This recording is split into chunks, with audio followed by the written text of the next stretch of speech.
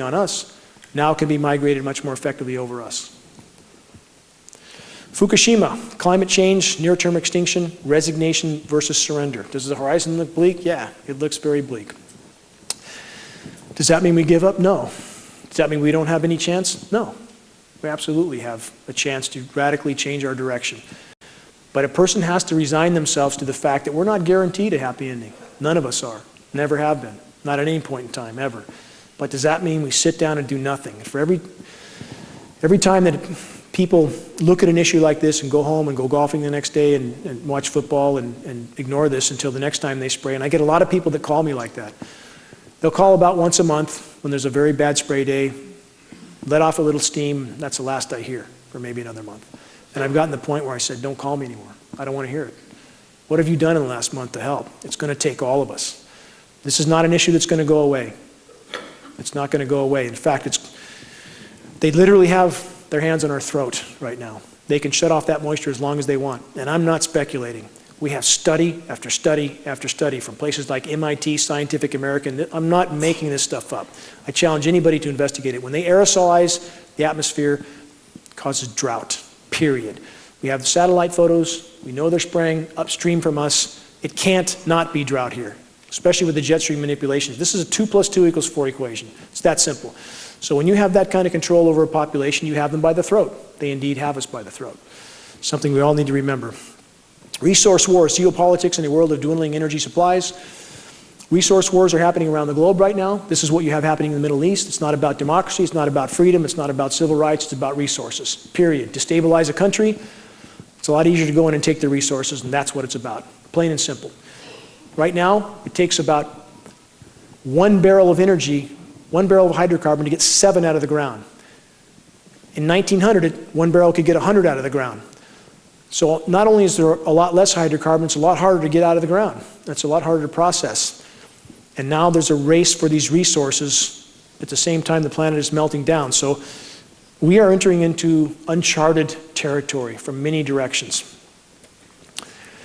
Population, I know this is a sensitive issue with many, but it needs to be considered that the planet can't support what's here right now. And those in power know this. And I would make the same argument that if anybody's going to go, that they should be first. And all this time that they have, instead of putting the truth out, instead of making people understand the true mathematical equation we face, we've been bombarded with media distraction, weapons of mass distraction, the media, WMD. People need to consider our entire figure here. And what do we face when we look at lack of resources? We look at decimation of our natural systems from geoengineering. I can't grow a garden anymore, so how am I going to feed myself? How's my family going to feed itself? Our garden doesn't grow anymore. We used to grow a 100-foot bed with no problem at all. We couldn't grow 10-foot last year. How do we feed ourselves? For those that aren't familiar with Easter Island in the Pacific that was a paradise, 16 million unique palm trees on that island, a very unique species, a food source for the islanders. They cut these palm trees down to roll their statues around. And one has to wonder, they literally cut every single palm tree down on the whole island. The island collapsed, their civilization collapsed, they turned to cannibalism. That's the tale of Easter Island. What were they thinking when they were down to maybe 1 million palm trees, and then maybe 100,000, and then maybe the last one? Didn't it dawn on anybody that we're going to have a problem? And we seem to be in the same boat. And so right now, again, why I focused on geoengineering exclusively for 10 years, because quite simply, if we don't stop this and we render the planet unable to support us and support our lives, we'll have nothing left to save, and we will end up like the Easter Islanders. Arctic Doomsday Vault grows a few seeds. For those that haven't heard of the Arctic Doomsday Vault, Bill Gates is involved with this one. And they have put several 100,000 seed varieties in the Arctic to save them because they know what's coming. They absolutely know it. This is science fact. This vault exists. Anybody who doesn't know about it should look it up. They don't do this for nothing. The power structure knows what's coming. It's a lot closer than people understand. Why is the Department of Homeland Security buying so many bullets? 2.2 billion rounds, I think is the last I heard, 2.2 billion rounds of 40 caliber hollow point. How can people go on about their lives knowing what sort of preparations are being made? They're digging holes, they're making preparations. This is science fact. I mean, There's no denying that purchase. Nobody denied it. It happened. So again, we all need to pay attention to this. And the thing with geoengineering is, for those who are involved with these programs, our military brothers and sisters, of which there's great people in the military, if we could all work together, if we could bring this to light, if we could expose this issue, those people are brothers and sisters in the military who are doing things that they don't understand the ramifications of. If we could reach them, I believe they would refuse to participate. I believe that that is our chance of stopping this issue, because we need them on our side. We need them to understand what they're doing to their fellow citizens. That's where we all need to work together to bring this issue to light. This is clearly just a depiction, but I want to drive the point home. That's exactly where we're headed, and we're headed there fast. If we don't have an atmosphere that'll support life, the atmosphere is as thin as a layer of paint on a basketball. It's the only thing that sustains our lives. To have this sort of experimentation going on above our heads every day, and that tiny, very, very thin, fragile layer, it is the only thing that protects us in an incredibly hostile environment. This will be the end result. It absolutely will be the end result. Will we contemplate this after it happens? It's too late then. It's absolutely too late. Every day matters at this point. I want to stress this. This is a non-linear equation. It's not like you can look backward at a graph and say it's taken us this long to reach this point, so we have that long in the future. Non-linear, exponential. Things are unfolding at an absolutely blinding pace. This is the planet with geoengineering.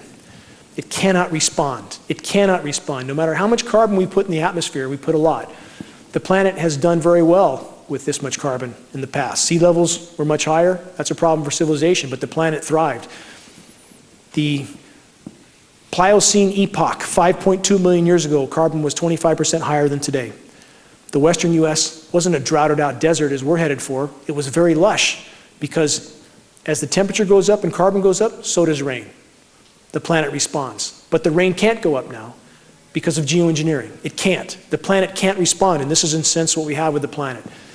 So instead of more rain coming and our forests being invigorated with an acidic rain, and lots of it, they're literally being droughted out and poisoned, because the bioavailable metals literally poison trees, poison organisms. So the planet must be released from the geoengineering straitjacket that it's in.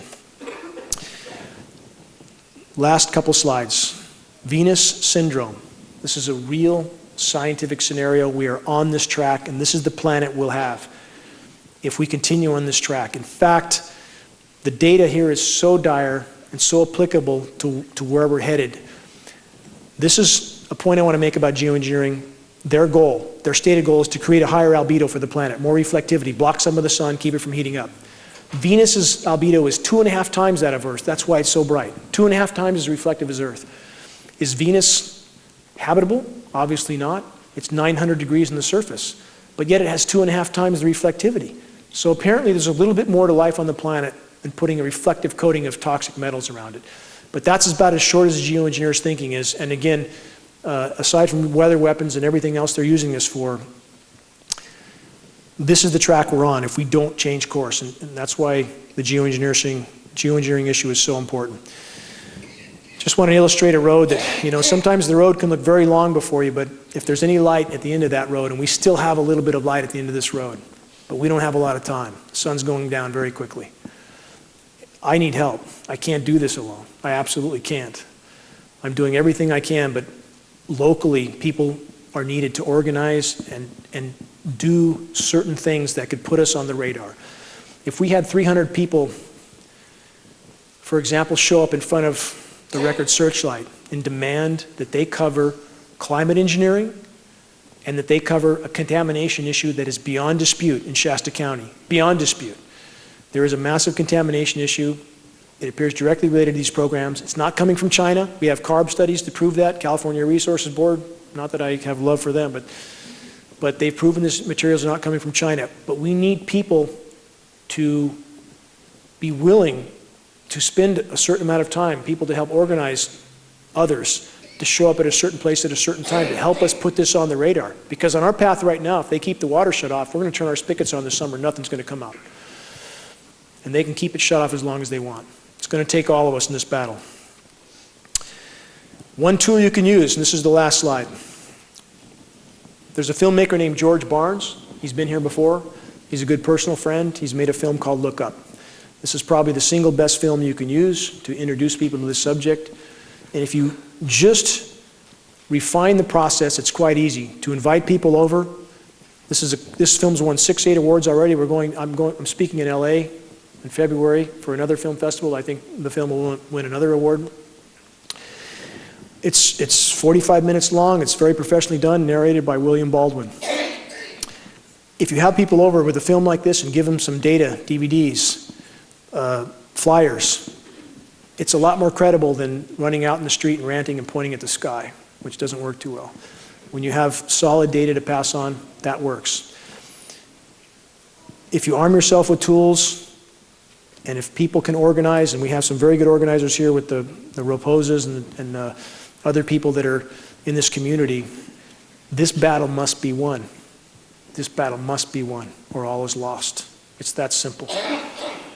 And if we all pull together, especially in this community where a lot of groundwork's been done, a lot of groundwork, and the local officials don't want to face this, and they've done their best to shrug this issue off, and I think there should be responsibility for that. But if we all link hands and hold them accountable, and we get this on the radar in this county, it would make a difference around the globe. I'm asking for help from everybody as far as raising awareness. And if we could just bring this to the light of day. Everybody asks, what do we do? How do we stop it? Legislation, petitions. If we organized and brought this to the light of day so that those participating know what they're participating in, and everybody from every political stripe knows that they've been a lab rat and a test without their knowledge or consent, if we just got it to the light of day, you would see a shockwave around the globe from these programs. There is no greater crime in human history. I appreciate everyone coming tonight. I hope we'll all organize after this meeting. Instead of going home and writing this issue off as something we've covered, I hope people pull together and that we address this issue. Because if we don't have tomorrow. We literally won't. Our time horizon is short if we don't deal with this soon. Thank you very much.